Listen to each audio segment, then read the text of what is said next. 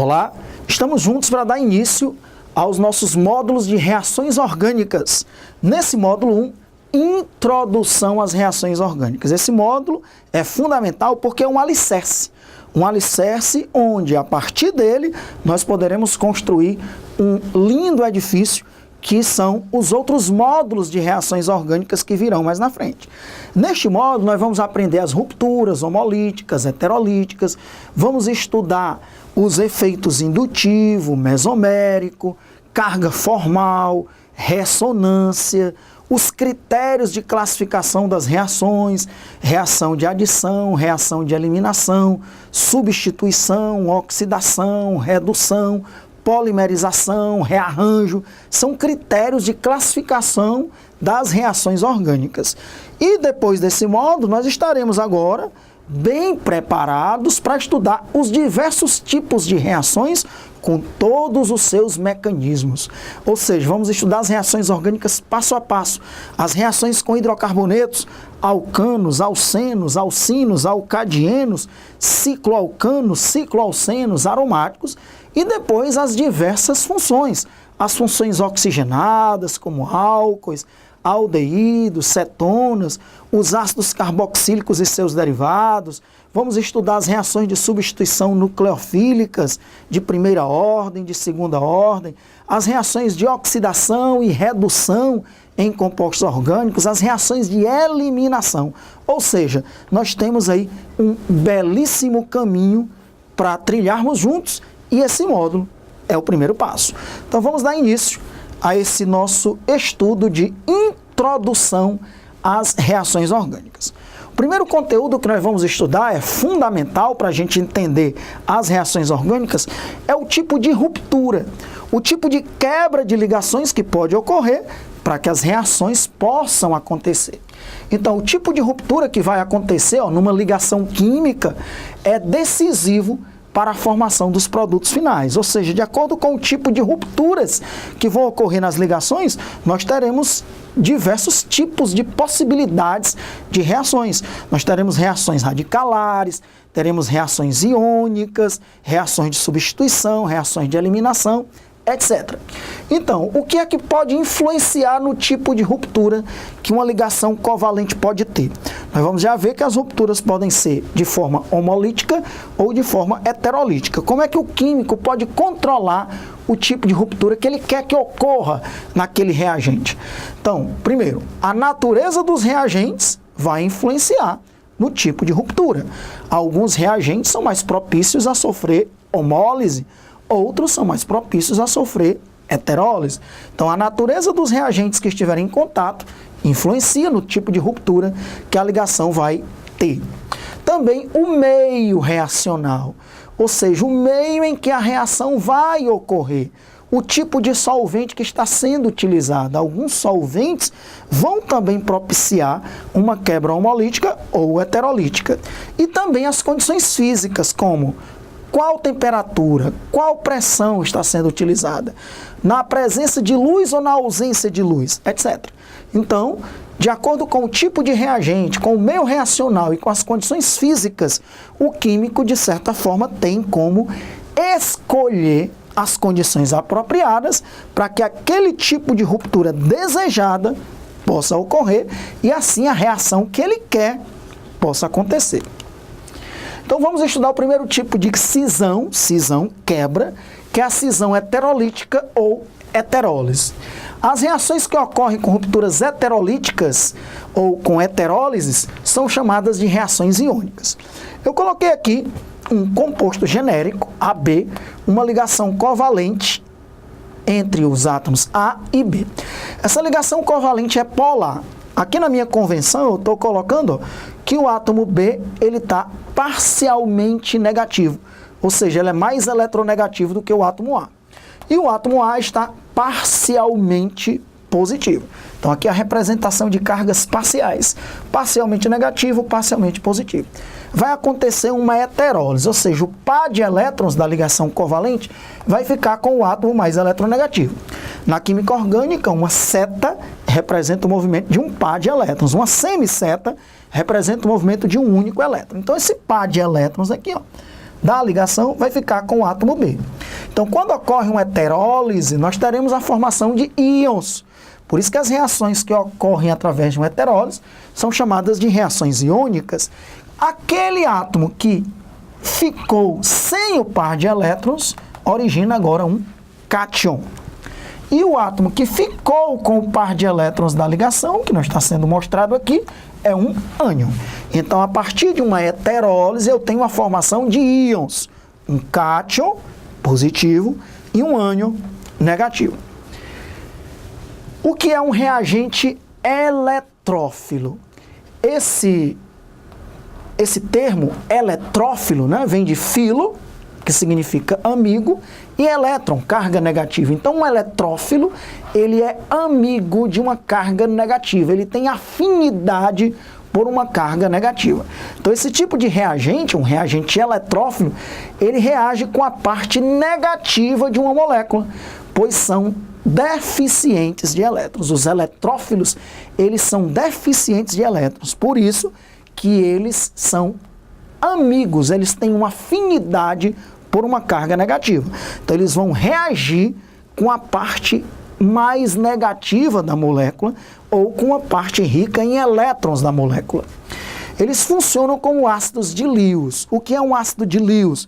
Um ácido de Lewis é uma espécie química capaz de receber um par de elétrons. Um eletrófilo, ele é deficiente de elétrons. Então, muitos eletrófilos funcionam como ácidos de Lewis.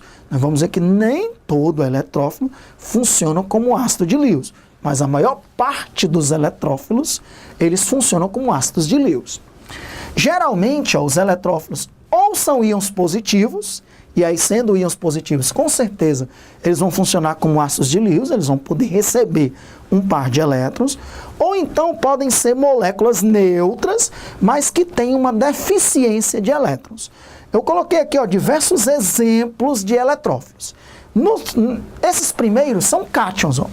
H+, um R+, que é aqui um cátion orgânico, que a gente chama de carbocátion, um carbocátion metila, carbocátion etila, carbocátion isopropila, carbocátion tercbutila, etc.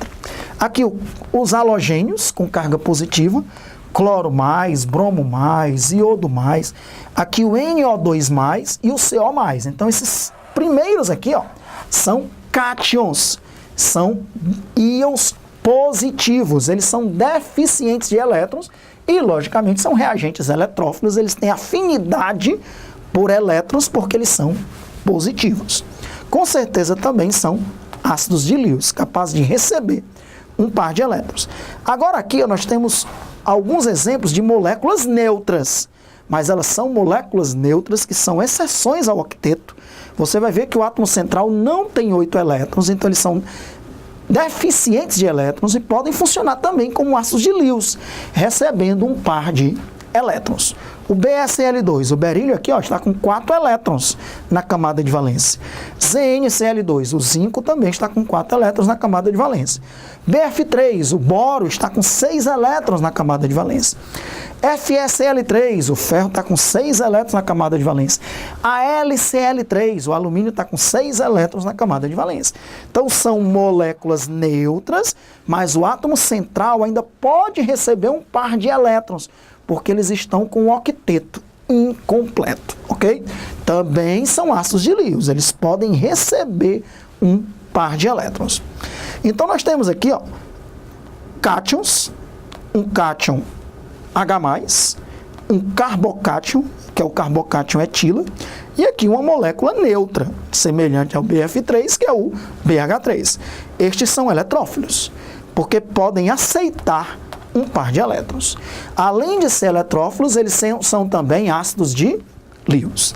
Aqui nós temos um radical orgânico, nós vamos já falar dos radicais orgânicos, porque os radicais, desculpa, um radical qualquer, vamos falar também dos radicais orgânicos, aqui é um radical bromo.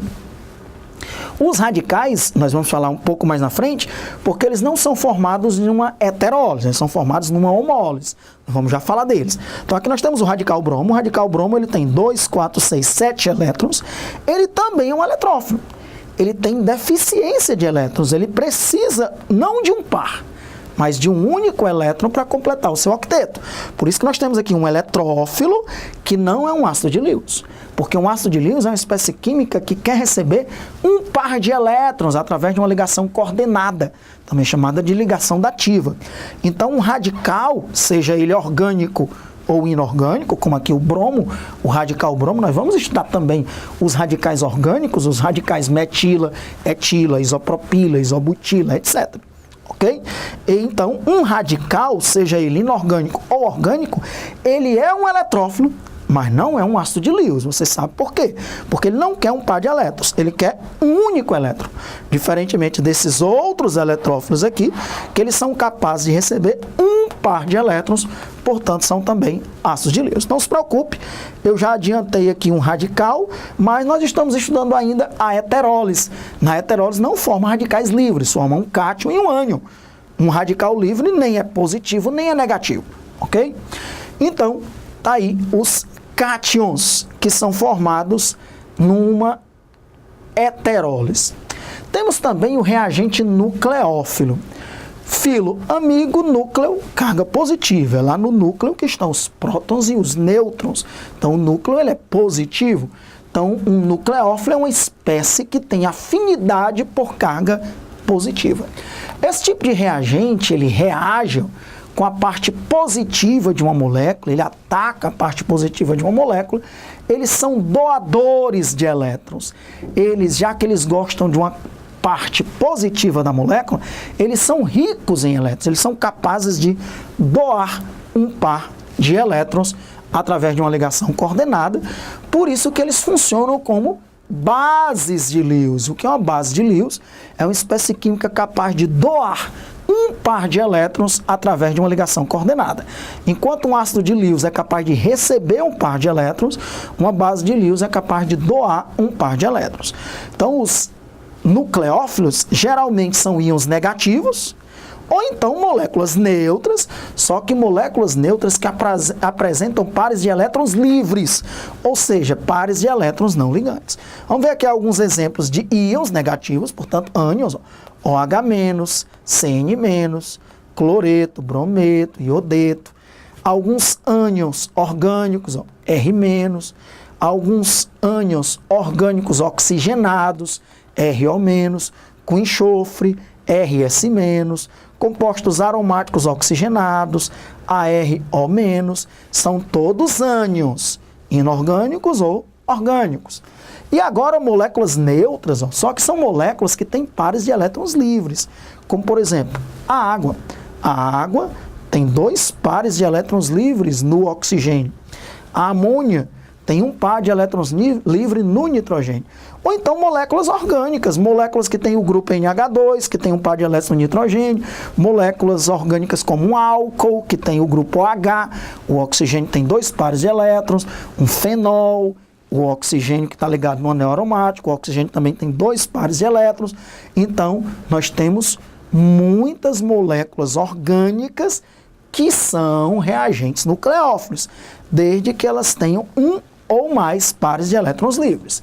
Então, eu coloquei aqui alguns exemplos de nucleófilos, porque possuem pares de elétrons livres que podem ser compartilhados através de uma ligação covalente coordenada, por isso que também são bases de Lewis. Nós temos aqui o OH-, o oxigênio com 3 pares de elétrons livres, o cloreto com 4 pares de elétrons livres, aqui uma amina, a metilamina, nitrogênio com um par de elétrons livres.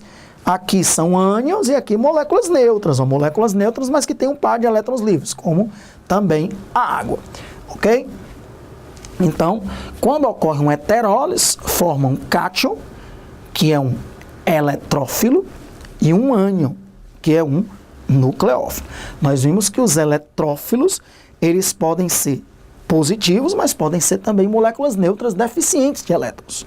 Já os nucleófilos, eles podem ser negativos, mas podem ser também moléculas neutras com pares de elétrons livres. Então já falamos o que é um ácido de Lewis e o que é uma base de Lewis, vamos revisar. O que são ácidos de Lewis? São espécies químicas capazes de receber um par de elétrons através de uma ligação covalente coordenada. E o que é uma base de Lewis? É uma substância química, uma espécie química capaz de doar um par de elétrons através de uma ligação covalente coordenada. Vamos mostrar agora uma heterólise ocorrendo numa molécula real. Eu mostrei uma heterólise acontecendo numa molécula genérica, AB. Vamos agora mostrar uma molécula real. Então, uma heterólise ela pode ocorrer em uma molécula onde o carbono esteja ligado a um átomo mais eletronegativo do que ele, como por exemplo um haleto orgânico. Nós temos aqui o clorometano, é um haleto orgânico. Então o cloro é mais eletronegativo do que o carbono. O cloro está parcialmente negativo, o carbono está parcialmente positivo. Vai acontecer uma heterólise, o par de elétrons vai ficar com o cloro. Nós teremos a formação de um cátion orgânico. Um cátion com carbono, ele é chamado de carbocátion. Então vá colocando esses termos que são fundamentais nas reações orgânicas. Um cátion orgânico é um carbocátion. E o cloro, que ficou com um par de elétrons, agora ele tem 8 elétrons, que não estão sendo mostrados aqui, é o cloreto, é o ânion. Lembre-se que a heterólise forma um cátion e um ânion. Como o cátion é orgânico, é o carbocátion. Então, quando o carbono está ligado a um átomo mais eletronegativo do que ele, vai ser formado um carbocátion. O carbono pode estar ligado a um elemento mais eletropositivo, ou seja, menos eletronegativo do que ele. Como, por exemplo, os compostos de Grignard. Nós temos aqui o cloreto de metil magnésio. A ligação entre o magnésio e o carbono é uma ligação covalente. A ligação entre o magnésio e o halogênio é uma ligação iônica. Então, essa ligação covalente é uma ligação covalente polar, só que o carbono é mais eletronegativo do que o magnésio. Então, o carbono fica parcialmente negativo e o magnésio fica parcialmente positivo. Quando acontecer uma heterólise, o carbono é que vai ficar com o par de elétrons da ligação. Não está sendo mostrado aqui o par de elétrons livres. Então, o carbono ficou com o par de elétrons livres, formou um ânion. Um ânion orgânico é um carbânion. Olha as palavras. Um cátion orgânico é um carbocátion, um ânion orgânico é um carbânion. Sempre tem a formação de um cátion e um ânion heterólise. O ânion é o carbânion e o cátion é o ClMg+.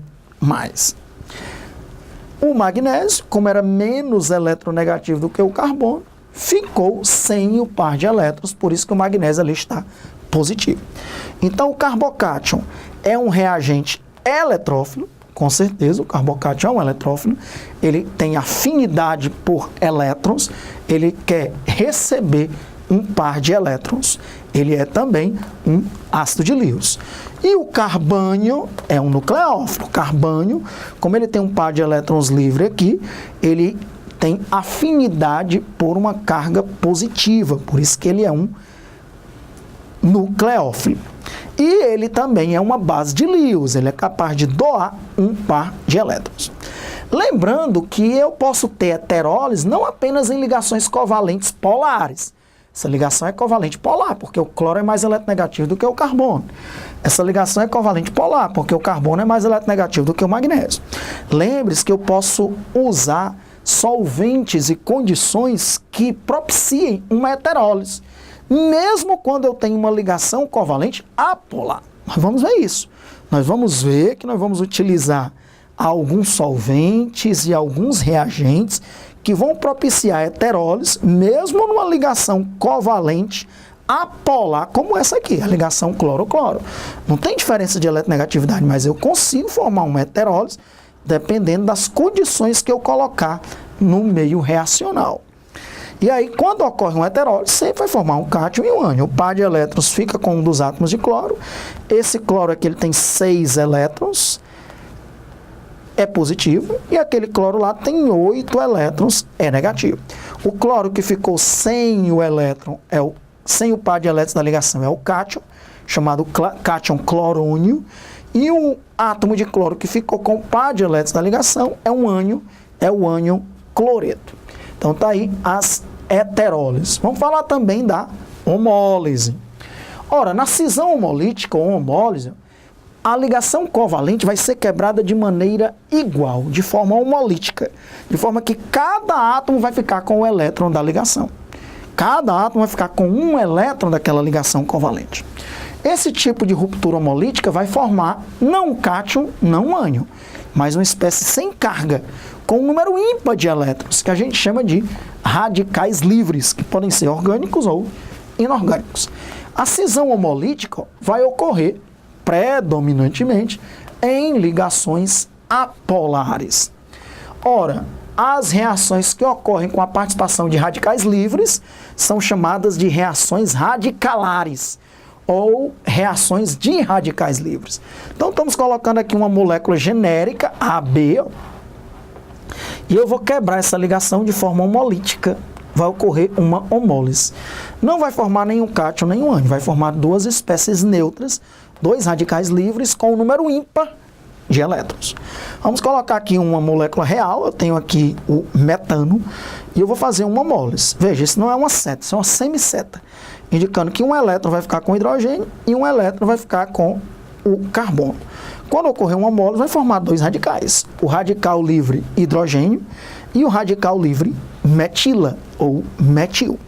Então, olhe, lembrando que os radicais livres, eles precisam de elétron, de um elétron, então eles são reagentes eletrofílicos, são reagentes eletrófilos, mas não são ácidos de Lewis, eles não querem receber um par de elétrons, eles querem um único elétron, ok? Já falamos disso e chegamos ao momento aí de falar com mais profundidade das homólises, ok?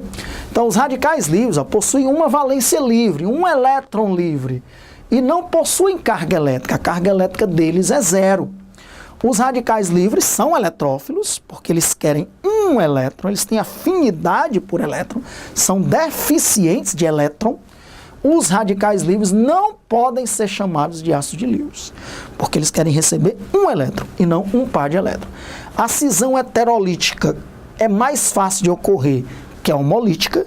A cisão homolítica, você vai ver isso nos diversos módulos, quando a gente for trabalhar com homólises, você precisa de altas temperaturas, ou então uso de luz, para que ocorra a homólise. A homólise, altas temperaturas, luz ultravioleta, são condições ideais para que ocorra uma homólise. Já a heterólise, você não precisa de altas temperaturas, é possível ocorrer em temperaturas menores ou com o auxílio de um solvente ionizante. Nós vamos ver que os solventes são muito importantes para determinar se vai ocorrer uma homólise ou uma heterólise. Tudo isso a gente vai estudando a partir do momento em que nós vamos estudar cada grupo de reações ao longo dos módulos seguintes. Algumas considerações importantes e finais para esse primeiro vídeo, essa primeira parte do módulo 1. Nas reações orgânicas, é muito comum se usar os seguintes termos: substrato e reagente. O que é o substrato? É a molécula ou íon orgânico que vai ser atacado.